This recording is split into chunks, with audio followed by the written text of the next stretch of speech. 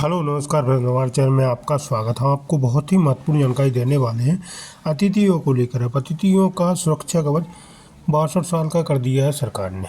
ठीक है, वेतन डबल कर दिया है। अतिथियों का सुरक्षा कवच 62 साल तक, जब तक वो रिटायरमेंट नहीं होते तब तक अतिथियों को किसी भी हालत में हटाया नहीं जाएगा। सरकार का आदेश जारी किया गया है और बहुत सी योजना लॉन्च की गई हैं सरकार के द्वारा। सीएम शिवराज सिंह चौहान जी ने कैबिनेट में कल मोहर लगाई।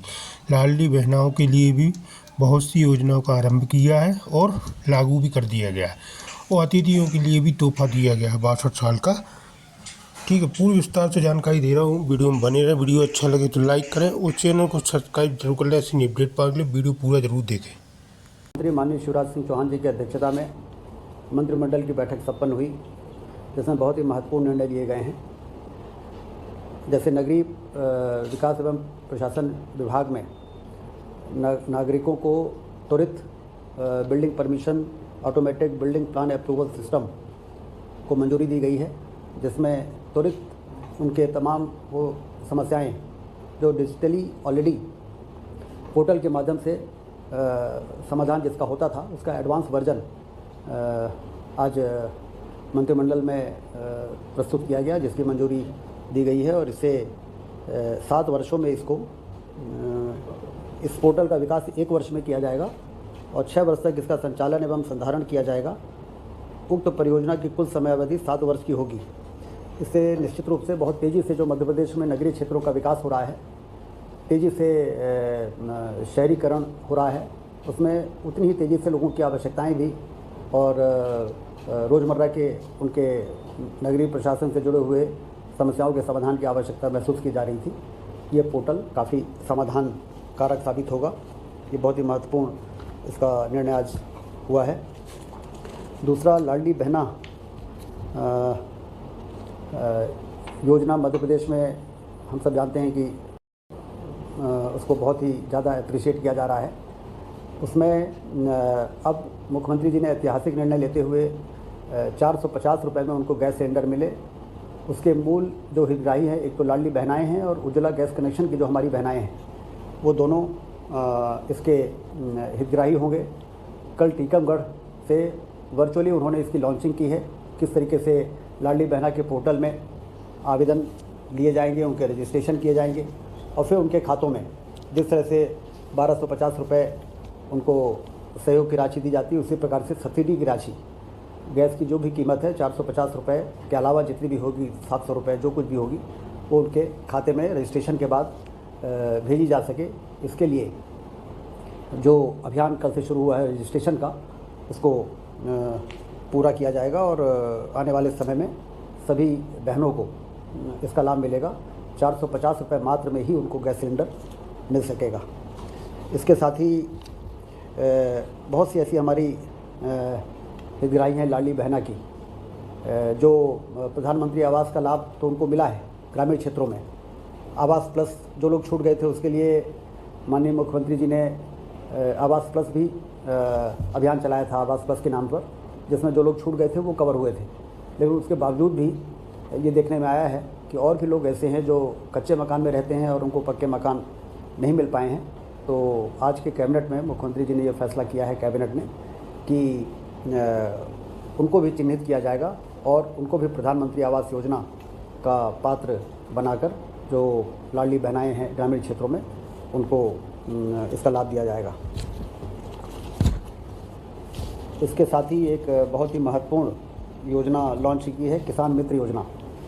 स्थायी कनेक्शन किसानों को देने के लिए 200 मीटर तक की दूरी के लिए यदि 3 लाख रुपए खर्च होता है लगभग, तो उसमें से आधी राशि किसान को देनी है, 40% राशि राज्य शासन देगा और 10% राशि वितरण कंपनी जो है बिजली विभाग की, वो इसको बियर करेंगी। ये लंबे समय से किसानों की एक मांग रही है, जिसको आज मंत्रिमंडल ने, कैबिनेट ने उसको मंजूरी दी है और अब हमारे यहाँ के किसान आवेदन कर सकेंगे और समूह में भी कर सकेंगे। ज़रूरी नहीं है कि एक किसान ही को 3 लाख रुपए में आधा बियर करना पड़े। 4-5 किसान मिल के आवेदन कर सकते हैं और उसमें यदि 3 लाख रुपए में 50% है तो 4-5 लोगों में वो बटेगा। तो एक आसानी से स्थायी कनेक्शन उनको प्राप्त हो सकेगा। किसान मित्र योजना की भी आज यहाँ पर मंत्रिमंडल ने मंजूरी दी है, उसको शुरुआत की है।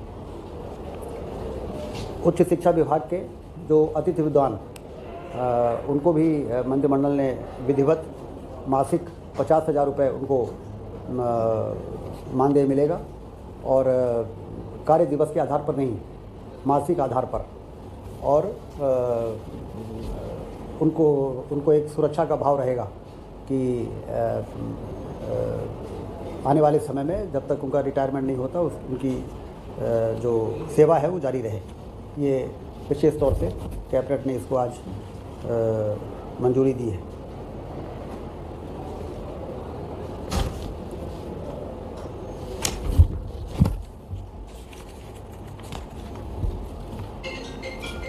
आंगनबाड़ी मिनी आंगनबाड़ी कार्यकर्ताओं का मासिक मानदेय 6,500 से बढ़ाकर 7,250 और जो हमारी आंगनबाड़ी सहायिकाएँ हैं उनका 5,750 से बढ़ाकर 6,500, ये आज इसको मंजूरी मंत्रिमंडल ने दी है।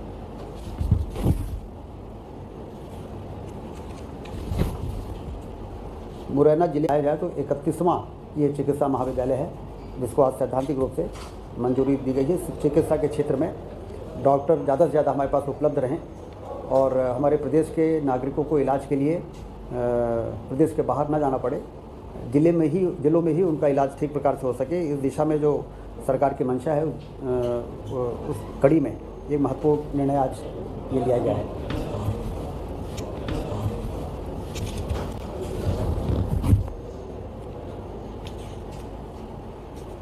जिला उद्योग एवं व्यापार केंद्र भवनों का निर्माण एवं आधुनिकीकरण के लिए भी 27 करोड़ रुपए की मंजूरी आज दी गई है, जिससे उद्योग, छोटे छोटे उद्योग, MSME खास तौर से उसको बल मिलेगा और वो ज़्यादा बेहतर तरीके से काम कर सकेगा।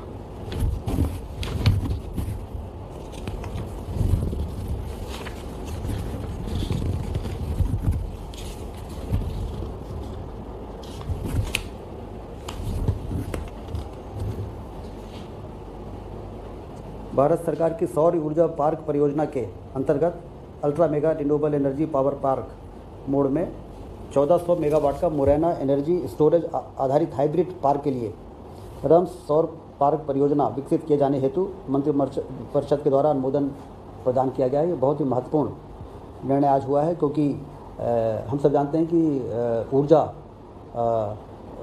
को संरक्षण करना का विषय हमेशा से रहता था कि ऊर्जा यदि है और हमें अभी आवश्यकता नहीं है तो उसको हम स्टोर यदि कर सकें तो जब हमें आवश्यकता होगी तो हम उसका उपयोग कर सकते हैं। तो ये सोलर प्लांट तो मध्य प्रदेश में काफ़ी तेज़ी से लगाए गए हैं, लेकिन ये सोलर पार्क अपने आप में एक अलग तरह का है जिसमें स्टोरेज की भी व्यवस्था रहेगी और ये एक नया मॉडल के रूप में मध्य प्रदेश में इस परियोजना को आज मंजूरी दी गई है।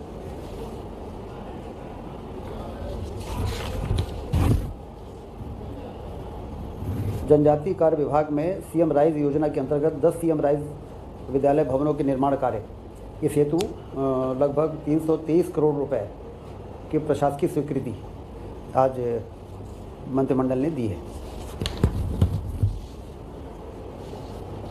मध्य प्रदेश के मुख्यमंत्री शिवराज सिंह चौहान जी की विशेष संस्कृति और जो हमारा सनातन धर्म है उस दिशा की मजबूती के लिए आदि शंकराचार्य जी ने जहाँ पर शिक्षा ग्रहण की थी ओंकारेश्वर में, जहाँ पर उनको गुरु मिले थे, वहाँ पर एकात्म धाम परियोजना की स्थापना का संकल्प उन्होंने लिया था और बड़ी खुशी की बात है कि 18 तारीख को परसों इसका प्रथम चरण का लोकार्पण भी वो करने जा रहे हैं। इसमें पूरी तरह से एक अद्वैत लोक और मंधाता पार्किंग और कंप्लीट लैंडस्केपिंग के साथ ये काम पूरा हो। मूर्ति के अलावा, मूर्ति तो 108 फीट की लग के तैयार है, इसके अलावा उस पूरे परिसर का समग्र विकास के लिए आज कैबिनेट ने 1535.79 करोड़ की स्वीकृति प्रदान की है और यह जो स्थान होगा जिसमें आदि शंकराचार्य जी के संग्रहालय अद्वैत लोक अंतर्गत निर्माण एवं संचालित की जाने वाली जटिल गतिविधियाँ और कई प्रकार की न सिर्फ धार्मिक पर्यटन का एक बहुत बड़ा केंद्र बनेगा हमारे देश के अंदर बल्कि दूसरी ओर हमको ये भी एहसास कराएगा कि हमारे देश की जो सबसे बड़ी ताकत है, जो अद्वैत का सिद्धांत प्रतिपादित किया था आदि शंकराचार्य जी ने, उसको न सिर्फ हमने उसका संरक्षण किया बल्कि हमने उसका संवर्धन भी किया है, जिससे बेहतर तरीके से माननीय मुख्यमंत्री जी की विशेष इस दिशा में रुचि रही है कि आने वाली पीढ़ी को हमारी ये जो सनातन संस्कृति की जो हमारी ताकत है वो ट्रांसफ़र हो नई पीढ़ी में, और नई पीढ़ी भी अपनी इस विरासत के साथ आगे बढ़ सके।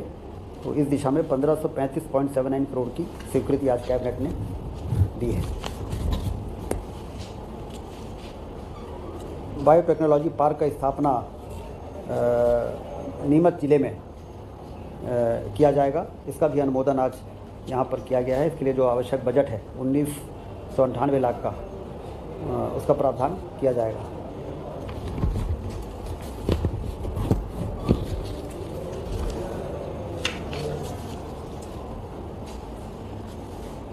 जनजातीय कार्य विभाग में तकनीकी पदों का पुनर्गठन एवं नवीन पदों का सृजन किए जाने का भी प्रस्ताव आज कैबिनेट में था, जिसमें अधीक्षण यंत्री से लेकर सब इंजीनियर तक के पदों की सृजन की स्वीकृति दी गई है। कुछ पदों को समर्पण भी किया गया है।